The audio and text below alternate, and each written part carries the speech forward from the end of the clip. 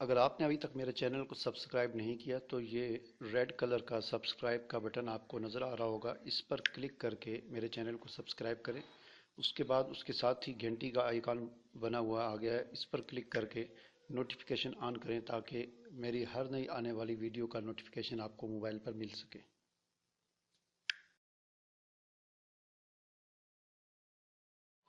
السلام علیکم ورحمۃ اللہ وبرکاتہ۔ اللہ تعالیٰ نے معافی کو کسی خاص رات کے ساتھ نہیں باندھا۔ ایک مسلمان کے لیے ہر رات معافی کی رات ہے، ہر رات توبہ کی رات ہے، ہر رات عبادت کی رات ہے۔ جس بات کا حکم واضح طور پر قرآن اور حضور اکرم صلی اللہ علیہ وسلم کی عملی لائف میں موجود ہے، اس حکم کو چھوڑ کر من گڑت پیکج تلاش کرنا نیری گمراہی اور ضلالت ہے۔ آپ صلی اللہ علیہ وسلم تو ہر رات تہجد پڑھتے تھے۔ قرآن رات کی عبادت کا ذکر کرتا ہے۔ قرآن و سنت میں توبہ کو کسی خاص رات کے ساتھ نہیں باندھا گیا۔ کیا صحابہ کرام رضوان اللہ تعالیٰ علیہم اجمعین کا یہی تصور تھا کہ سارا سال اپنی مرضی سے گزارو اور پھر کسی خاص رات میں حلوے اور کھانے تقسیم کر کے صلاۃ تسبیح پڑھ لو اور پھر اگلے سال کے لیے حرام خوری اور حرام کاری کی تیاری کر لو؟ رسول اللہ صلی اللہ علیہ وسلم تو روزانہ 70 سے زائد مرتبہ استغفار کریں، ہر روز یا ہر ہفتے یا ہر مہینے صلاۃ تسبیح پڑھنے کی خواہش کریں، اور ہم اسے کسی رات کے ساتھ، کسی خاص رات کے ساتھ مخصوص کر دیں۔ یا للعجب، کتنی عجیب بات ہے! اسلام میں ایسا کوئی تصور نہیں ہے۔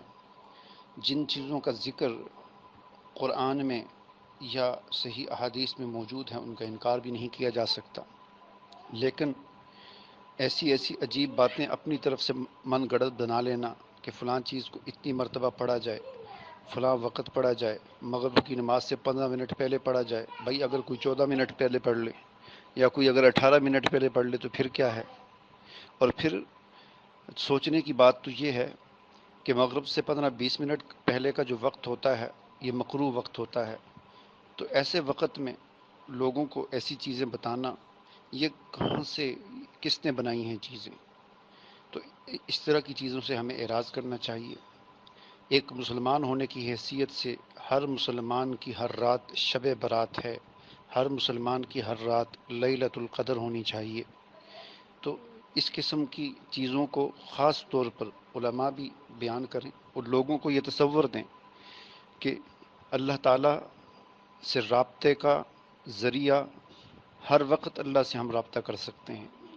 ایسا نہیں ہے کہ اللہ نے کوئی رات مقرر کی ہوئی ہے، جس طرح دنیا کے بادشاہوں کا ہوتا ہے کہ ان سے وقت لینا پڑتا ہے، یا انہوں نے ایک وقت مقرر کیا ہوتا ہے، اس وقت کے علاوہ کوئی ان سے ملاقات نہیں کر سکتا۔ اللہ سارے بادشاہوں کا بادشاہ ہے، اللہ ہمارا خالق ہے، اللہ ہمارا مالک ہے، اللہ ہمارا رب ہے، وہ غفور الرحیم ہے۔ تو وہ اس کا معاملہ اس طرح نہیں ہے۔ اللہ کے ساتھ ہم جب چاہیں رابطہ کریں، اللہ سے ہم جب چاہیں معافی مانگیں، اللہ سے ہم جب چاہیں توبہ کریں۔ اللہ ہر وقت معاف کرنے والا ہے، اللہ ہر وقت توبہ قبول کرنے والا ہے۔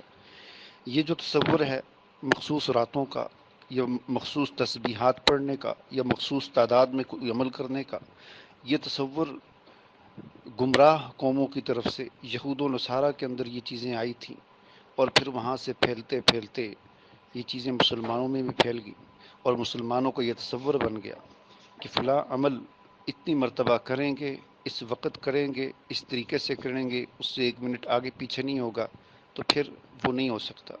ہاں، جس چیز کا ہمیں بتایا شریعت نے کہ نماز کا فلاں وقت ہے، ہم اس وقت میں پڑھیں گے، اس سے آگے پیچھے نہیں ہوگا۔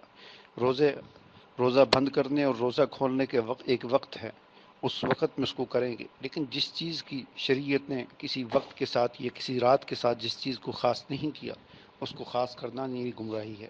تو میں امید کرتا ہوں کہ علماء کرام اپنے مقتدیوں کو، اپنے عوام کو یہ تصور ان کا کلیئر کریں گے، اور یہ گمراہی جو ان کے ذہنوں میں بری جا رہی ہے اس کو دور کریں گے۔ اللہ تعالی ہمیں ہدایت نصیب فرمائے اور ہمیں عمل کرنے کی توفیق عطا فرمائے۔